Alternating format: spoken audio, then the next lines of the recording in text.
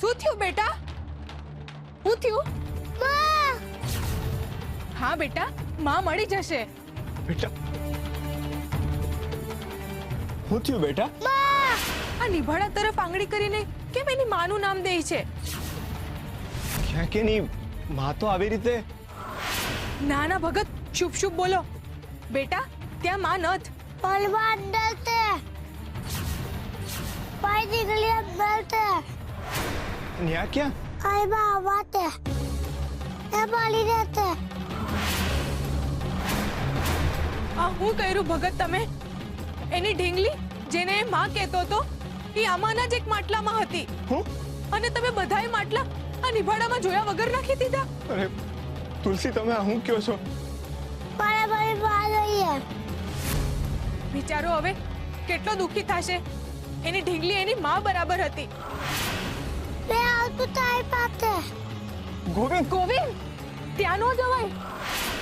ત્યાં જઈશ તો દાજી જઈશ. पर मेरी माँ બેટા હું તને એના જેવી જ બીજી ઢીંગલી લાવી આપીશ. હો मेरा बड़ी एक तो ही है ये बड़ी बात है वहाँ जाओ नहीं पाए ગોવિંદ, ગોવિંદ, હે હરી, હા હું થઈ રહ્યું છે? ફરીથી એની એ જ ભૂલ. કેમ મારું ધ્યાન ન ગયું? મારા હાથે અશુભ થઈ ગયું. ગોવિંદ બેટા, હું તને એ ઢીંગલી પાછી લાવી આપું છું. હરે કૃષ્ણ, હરે કૃષ્ણ. હવે કાંઈ ન થાય ભગત. કઈ રીતે કાઢશો તમે? મારો હરી કાઢશે. હરીના લીધે જ તો તમારું ધ્યાન નથી રહેતું. અને આ જે થયું છે એ હરીના લીધે જ થયું છે. હરે કૃષ્ણ, હરે કૃષ્ણ.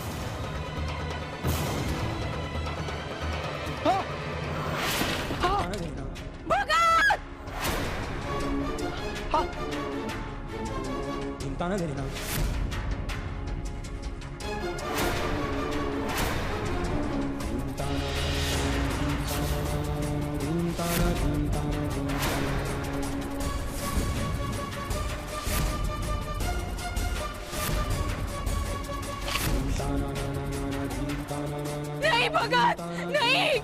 હરે કૃષ્ણ. હા, હા.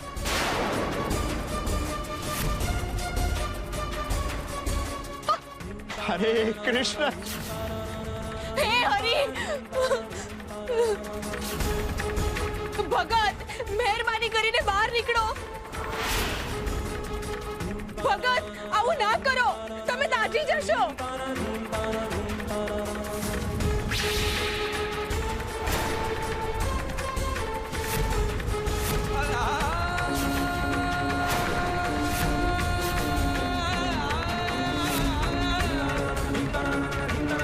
હરે કૃષ્ણ. હા. હરે કૃષ્ણ.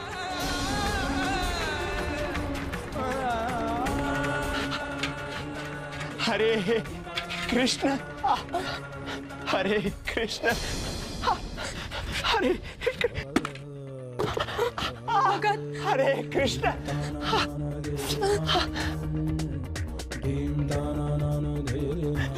અરે બેટા, ગરમ છે, તું દાજી જઈશ. હું આપું.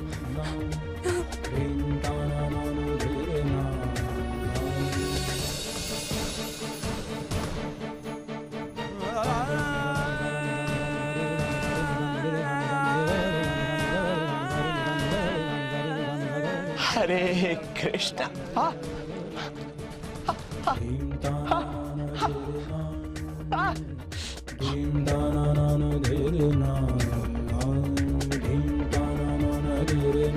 હરે કૃષ્ણ. હરે કૃષ્ણ.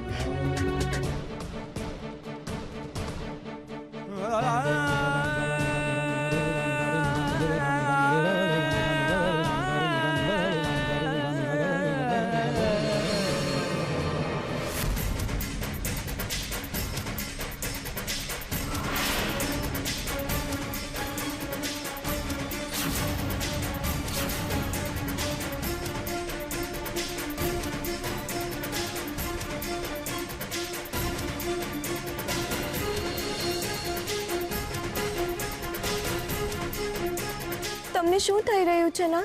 મારા ભાઈબંધને ખૂબ જ બળી રહ્યું છે રૂકમણી.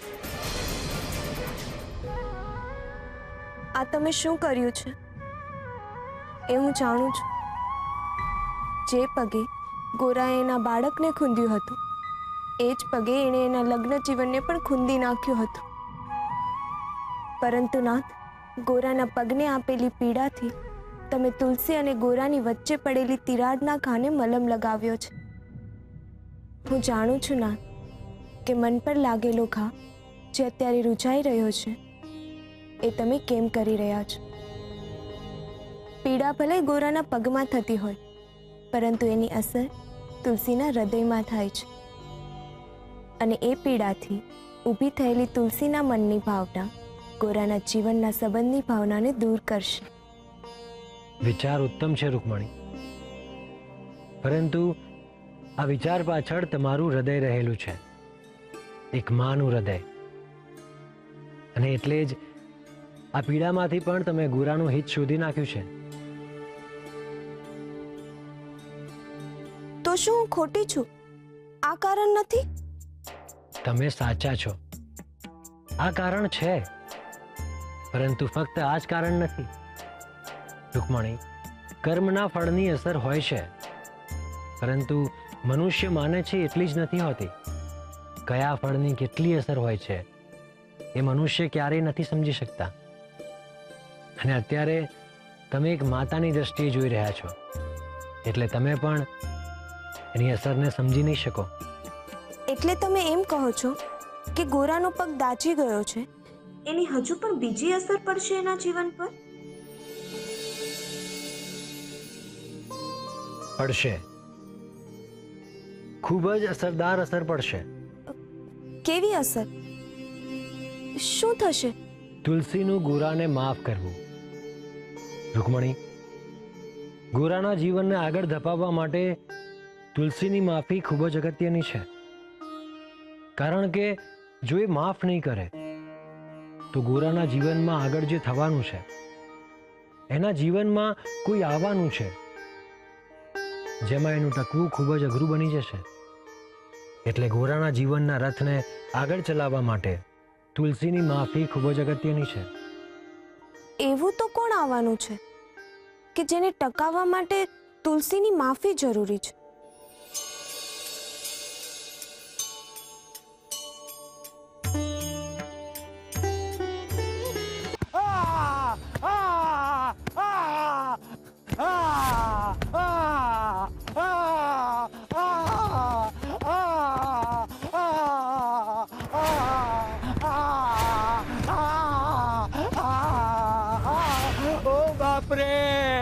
ખવૈયા કરો યુવરાજ, ખવૈયા કરો.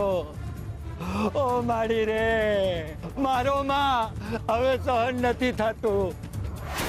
દયા કરો મુજ ગરીબ પર, બહુ પીડા થાય છે. પીડા થાય છે? પીડાને અટકાવી હશે તો કર ભરવો પડશે. જુઓ છો ને તમે બધા, યુવરાજ છું આ રાજ્યનો. કર એ મારો અધિકાર છે અને તમે લોકોએ મને કર આપવાની ના પાડી. મને ના પાડી. મને ના એટલે તમારી તકલીફોને હા. જે લોકો મને કર આપવામાં આનાકાની કરશે એની આવી જ દશા થશે. અટકી કેમ ગયા તમારા હાથ? મારો આ માણસને, સોડા પાડી દો એની પીઠ ઉપર. જ્યાં સુધી એના મોઢામાંથી કર માટે હા ન નીકળે ત્યાં સુધી એના મોઢામાંથી આ નીકળતી રહેવી જોઈએ. મારો એને!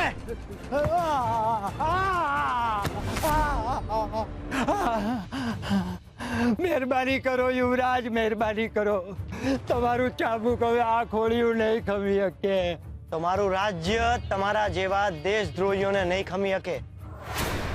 જે કર નહીં આપી શકે એને જીવવાનો કોઈ અધિકાર નથી. નહીં યુવરાજ, નહીં. આવો જુલમ નહીં કરો. આ વરહે વરસાદ ઓછો પડ્યો છે. ધરતીએ અન્ન ઉપજાવ્યું નથી. અમને પોતાને ખાવાના ફાફા છે તો તમારો કર ક્યાંથી ભરી શકીએ? માય બાપ દયા કરો, અમે તમારી જનતા છીએ, જો જીવશું તો કર દેવું, આવા આકરા ના થાવ, તમારા પિતાજી મહારાજ જેવા દયાળુ બનો.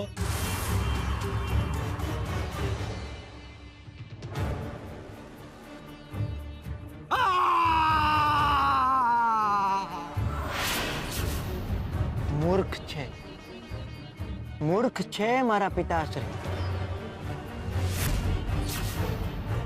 એમની જ મૂર્ખામીની સજા તમે લોકો ભોગવી રહ્યા છો. એમને રાજ્ય ચલાવતા નથી આવડતું, પણ મને આવડે છે. હું સમજી ગયો છું કે તમારા જેવી નઠોર પ્રજા પાસેથી કામ કઈ રીતે લેવું. જો રાજ્ય ચલાવવું હોય તો આ જ રીતે ચાબુક ચલાવવી પડશે. જોઈ શું રહ્યા છો? મારો આને!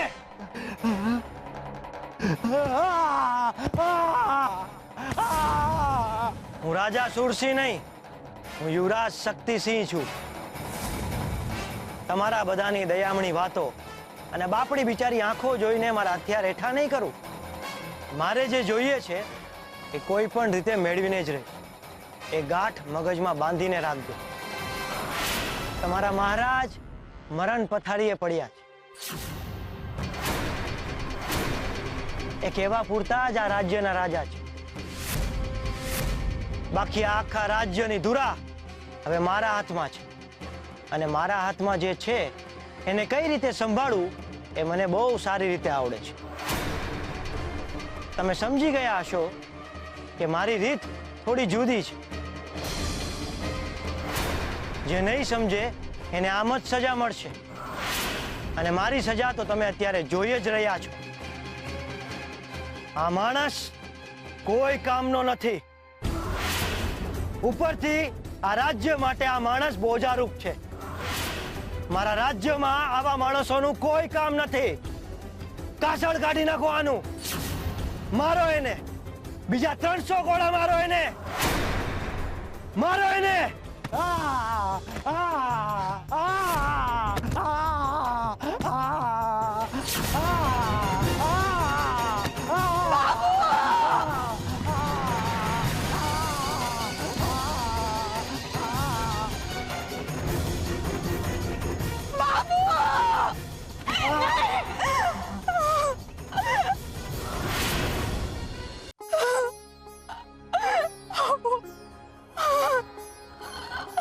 છોડી દો મારા બાપુને, વધારે નહીં મારો. હાથ જોડું છું તમારા.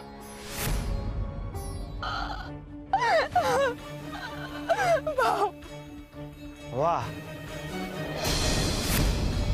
સુંદર, અતિ સુંદર. કેટલું મોહક નકશી. મારા બાપાને વધારે નહીં મારો, એમને મારો નહીં, જવા દો એમને. અમારું હંધુય તમારું જ છે, પણ આ વખતે કાંઈ નથી પાક્યું. આ વખતે વરસાદ હાચી હાથ નથી પડ્યો, બહુ ઓછો પડ્યો છે સરકાર. મારા બાપા ખોટું નથી બોલતા. ધરતીમાં ધ્યાન નથી પાક્યું તો તમને ક્યાંથી દઈએ? બેટા ગંગા, તમારે જે જોઈએ એ બધું તમારું. જો હવે વધારે મારશો ને તો મારા બાપા દેહ છોડી દેશે. અમે તમને ખેતર આપી દઈશું, અમારું ખોડું આપી દઈશું. મારા બાપાના જીવ સિવાય તમારે જે જોઈતું હોય અંધુય તમારું, પણ મારા બાપાને જવા દો, જવા દો મારા બાપાને.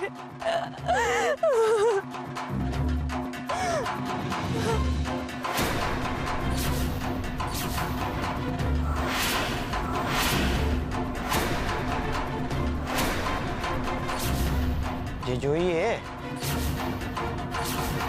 તારા બાપુના બદલામાં મને જે જોઈએ એ આપીશ તું? નહીં યુવરાજ,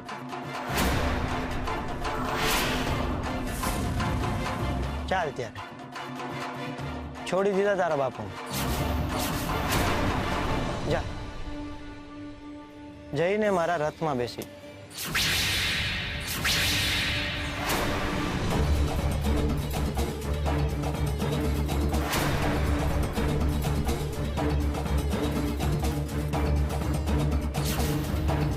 સાંભળ્યું નહીં તે?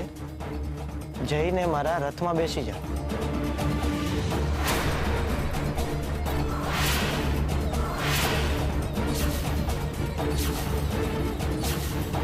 તારા બાપનો જીવ વાલો નથી તને? સંભળાતી નથી તને મારી વાત? સિપાહીઓ, પકડો આ છોકરીને અને બેસાડો મારા રથમાં.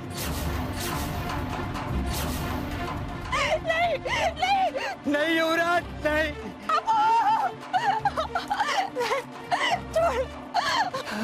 બેટા ગંગા,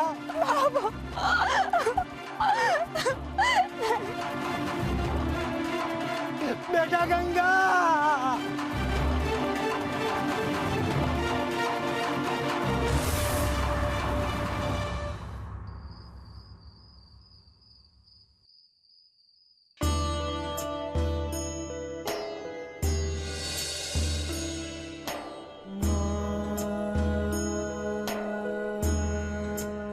હરે કૃષ્ણ, હરે કૃષ્ણ, હરે કૃષ્ણ, હરે કૃષ્ણ.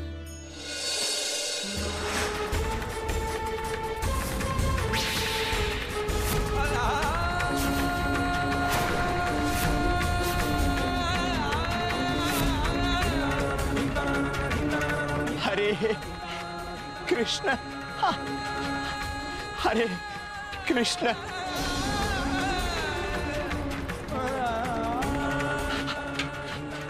હરે કૃષ્ણ. શું કરવું ભગતનું?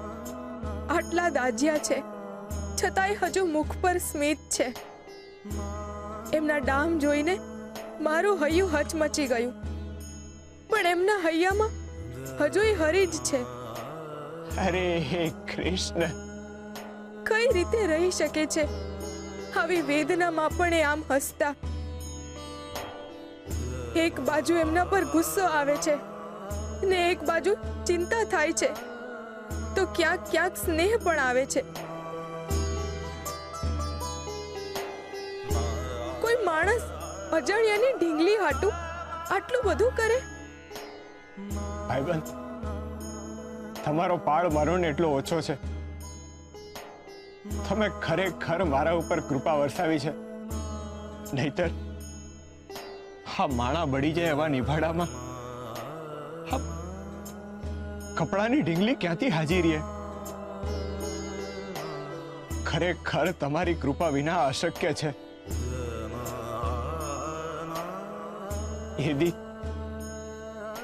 એ દિવસે મારાથી મારું જ બાળક પગના નીચે ખૂંદાઈ ગયું હતું.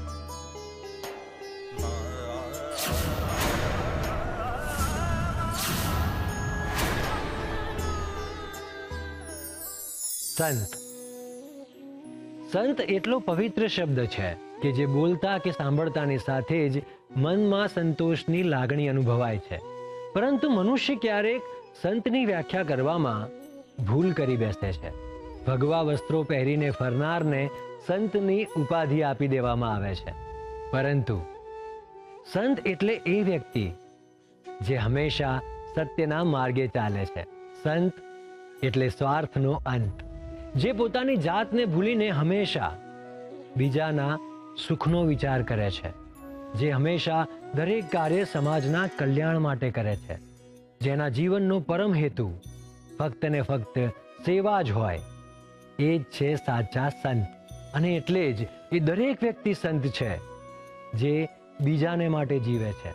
સંત એટલે એવી વ્યક્તિ જે ઈશ્વરને પામવા માટે ભક્તિ અને સમજણનો માર્ગ બનીને આવે છે.